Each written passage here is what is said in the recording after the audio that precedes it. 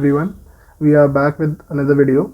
आज हम अपनी वीडियो में कुछ ऐसी ट्रिक्स या ऐसी कुछ क्वेश्चंस डिस्कस करेंगे जो हमें नॉर्मल लाइफ में बहुत हेल्प करती है। बहुत बार हमारे बड़े कज़न्स होते हैं जो हमसे बड़े होते हैं, या हमारे एल्डर ब्रदर सिस्टर होते हैं, या कोई भी जो हमसे हमारी नॉलेज टेस्ट करना चाहता है, या कुछ भी रैंडमली हमसे कभी कभी ये ऐसे सवाल पूछ लेता है। फॉर एग्ज़ाम्पल ये क्वेश्चन है जैसे कि total number of squares in a chess board कितने होते हैं। तो इसमें बहुत लोग कंफ्यूज होते हैं, कुछ लोग सोचते हैं, बट आज हम जानेंगे कि कितने टोटल नंबर स्क्वायर होते हैं। हम आपको आंसर बताएंगे और फिर इसका लॉजिक भी समझाएंगे। इसके बाद एक और क्वेश्चन है और डिटेल एक्सप्लेनिंग होगी। And guys, if you are liking the videos that I am uploading on my channel, please like, share and subscribe. I want it to grow, so I want your help. Okay, let's begin. सबसे पहले हम approach समझेंगे। इस chess board में कितने तरह के square होते हैं, कितने डायमेंशंस के स्क्वायर होते हैं।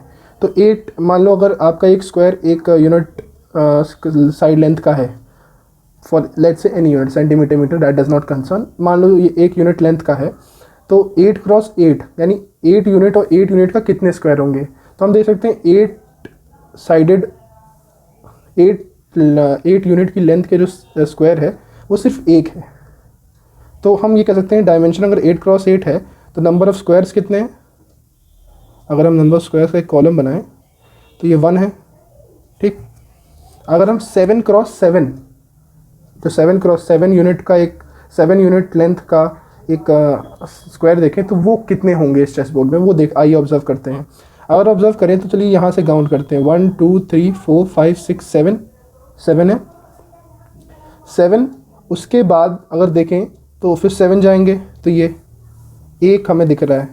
जो मेरे पेन का मूवमेंट अगर आप उसको क्लोजली ऑब्जर्व करें तो हमें एक दिखा। फिर अगर हम इधर चले जाएं, इधर यहाँ से काउंटिंग करें 1 2 3 4 5 6 7, यहाँ 7 पहुँचे। फिर ऐसे ही आ जाए नीचे तो हम देख रहे हैं एक ऐसा, मतलब जिसका इनिशियल ये सेकंड कॉलम है और 8th कॉलम और स्टार्टिंग फर्स्ट रो और 7th रो। तो अगर ये देखें, ये जो मेरे पेन का मूवमेंट है, तो ये 7 लेंथ का एक 7 यूनिट लेंथ का एक स्क्वायर है। सिमिलरली अगर मैं रो में चेंजेस करूं तो एक ये 7 यूनिट लेंथ का एक स्क्वायर है, और वैसे ही एक ये है। हो सकता है बहुत क्लियर ना हो, लेकिन अगर आप पेन की मूवमेंट को क्लोजली ऑब्जर्व करें तो आपको दिखेगा। तो पहला ये, दूसरा ये, और तीसरा ये, और चौथा ये। अगर इसके अलावा कोई और स्क्वायर पॉसिबल नहीं है तो अब हम इसका मतलब हम समझिए नंबर ऑफ़ स्क्वायर जो 7 क्रॉस 7 डायमेंशंस का है वो है 4। आइए हम एक इसमें चेंजेस कर लेते हैं। हम इसे 1 का स्क्वायर लिख लेते हैं और इसको 2 का स्क्वायर लिख लेते हैं। अब 6 क्रॉस 6 का क्लोजली ऑब्जर्व करने चलते हैं। तो 1 2 3 4 5 6, 1 2 3 4 5 6, एक ये दिख रहा है ना, एक ये दिख रहा है 1। फिर अगर हम यहाँ से स्टार्ट करने लगे तो एक ये दिख रहा है। अगर हम यहाँ से स्टार्ट करने लगे तो एक ये दिख रहा है। तो हमें 3 स्क्वायर दिखे इसमें। अगर हमने क्या कहते हैं, ये इधर रो वाली साइड में चेंजेस नहीं किए तो हमें 3 दिखा। अगर हम ये लेते हैं, ये 2 से 7 तक, और फिर लेते हैं तो हम देखते हैं एक ये मिलेगा हमें।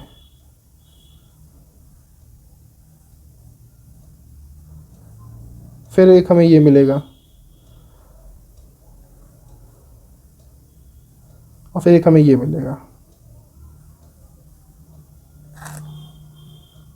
तो हम देखें कि रो में हमने जब चेंज किया तो 3 मिले, पहले 3 मिले थे। वैसे ही जब हम इधर ये 3 से 8 वाली रेंज को लेंगे, 8 unit length, 6th unit length की साइड वाला स्क्वायर को, तो हम पाएंगे इसमें भी हम 3 पाते हैं। तो 3 3 और 3 6 पाएँ, हम 9 पाएंगे टोटल।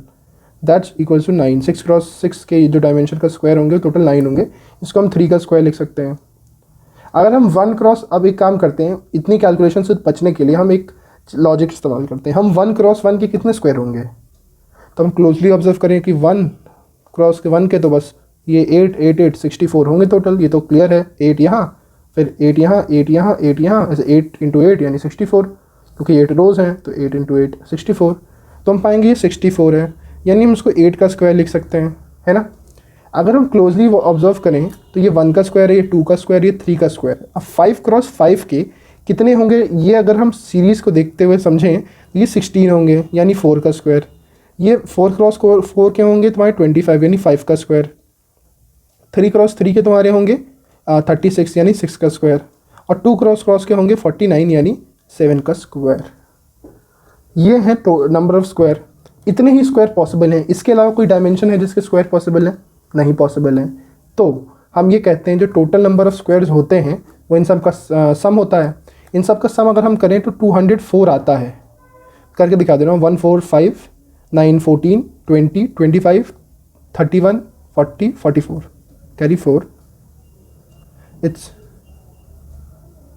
5 7 10 10 and 14 20 204 आता है। तो टोटल स्क्वायर इन अ चेसबोर्ड जो होगा वो कितना हो जाएगा? तो टोटल स्क्वायर इन अ चेसबोर्ड होगा वो हो जाएगा 204। अगर किसी को सिग्मा पता होता क्या है तो हम इसको सिग्मा नोटेशन में ऐसे लिख सकते हैं, sigma of r square, r = 1, r = 8। जैसे ये आंसर सबको पता होना चाहिए, लेकिन ये सिग्मा हम ऐसे लिख सकते हैं। अगर आप क्लास 11th या क्लास 12 में तो ये आप क्वेश्चन करते हैं, अपने एक चैप्टर होता है परम्यूटेशन एंड कॉम्बिनेशन में, उसमें हम अमूमन ये क्वेश्चन करते हैं। बट ये हमसे बहुत मतलब नॉर्मली भी सवाल ये पूछा जा सकता है, ये चैप्टर ओरिएंटेड क्वेश्चन नहीं है, जनरल क्वेश्चन है जो नॉर्मल लाइफ में भी हमसे कोई भी पूछ सकता है। तो ये 204 होते हैं total number square. Logic clear है? अगर पेन का मूवमेंट आपने क्लोजली ऑब्जर्व किया होगा तब तो क्लियर हो गया होगा। हमने डायमेंशन सोचे कितने पॉसिबल है, फिर उनका स्क्वायर देखा, हमने 4 के लिए वो देखा कि क्या आ रहा है, बाकियों के लिए हमने डिड्यूस किया। चाहे तो हम 5 × 5 के लिए हम कर सकते हैं, लेकिन वो सिर्फ टाइम कंज्यूमिंग होगा, हमें स्मार्ट अप्रोच रखना है। तो टोटल स्क्वायर जो होगा वो 204 होता है। चलिए बढ़ते हैं नेक्स्ट क्वेश्चन की तरफ।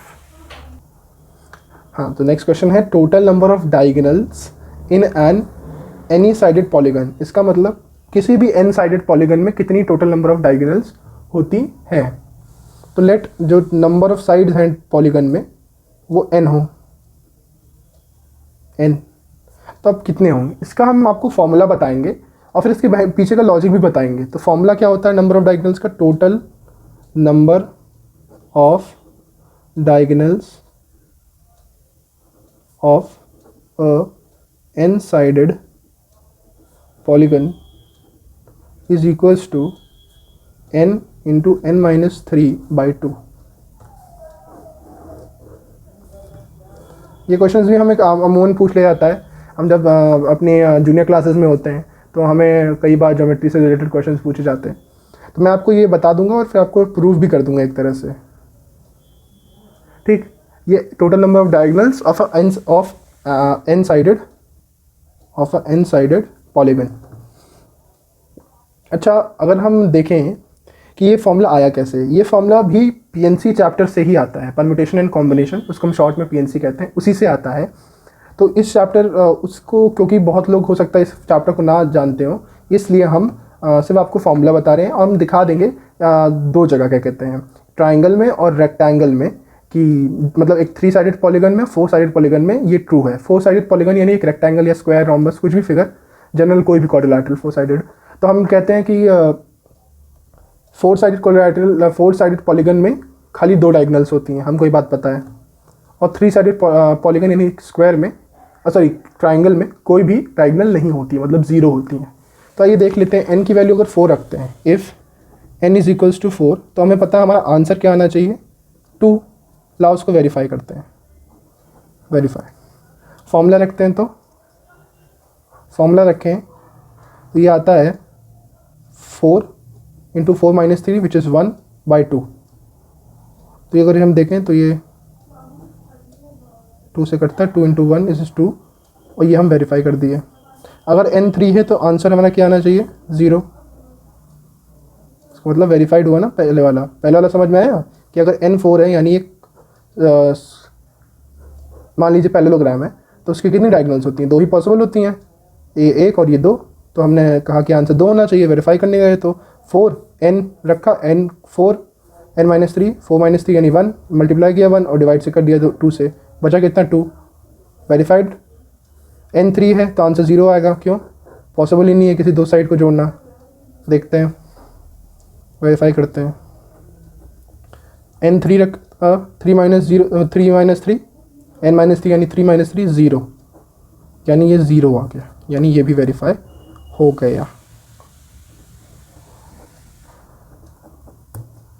आप चाहें तो इसे पेंटागन के लिए भी करते हैं। आइए चलिए इसे हम पेंटागन के लिए भी कर ही लेते हैं। पेंटागन में हम काउंट करेंगे। पेंटागन यानी 5 साइडेड पॉलीगन कुछ इस प्रकार होता है। प्लीज़ आप मेरे जब मैं मूवमेंट करूं पेन का तो क्लोजली इसको ऑब्जर्व करें, तभी आप समझ पाएंगे। इस साइड से हम कितनी डायगोनल्स ड्रॉ करते हैं, एक यहाँ ड्रॉ कर सकते हैं और एक यहाँ ड्रॉ कर सकते हैं, तो 1 2 डायगोनल्स 2। अगर हम इस साइड से देखें तो कितनी डायगोनल ड्रॉ कर सकते हैं, तो 2, तो 2 + 2। अगर हम इस साइड से देखें तो 2 कर सकते हैं, लेकिन वो 2 ऑलरेडी हमने काउंट कर लिए हैं, ठीक है। और इस साइड से भी देखें तो हमने कर लिए हैं, इस साइड वाली भी दोनों काउंट हो गई हैं, बचा ये साइड। इससे हम कितनी दो ड्रॉ कर सकते हैं, एक इस साइड और एक साइड। ये हमने नहीं ड्रॉ की थी तो हम इसे ड्रॉ कर लेते हैं। अगर हम इसे ड्रॉ करते हैं तो हम पाते हैं 1 2 1 2 3 4 और 5 डायगोनल्स हम पाते हैं। और वेरीफाई करते हैं, सॉरी ये 1 होगा, ये 1 होगा सिर्फ। आइए वेरीफाई करते हैं। तो इसका मतलब n अगर 5 है तो आंसर भी हमारा 5 होना चाहिए। देखते हैं, n रखा 5 - 3 यानी 2 डिवाइडेड बाई 2, 2 2 कटा, आ गया 5 आंसर। देखिए वेरीफाइड।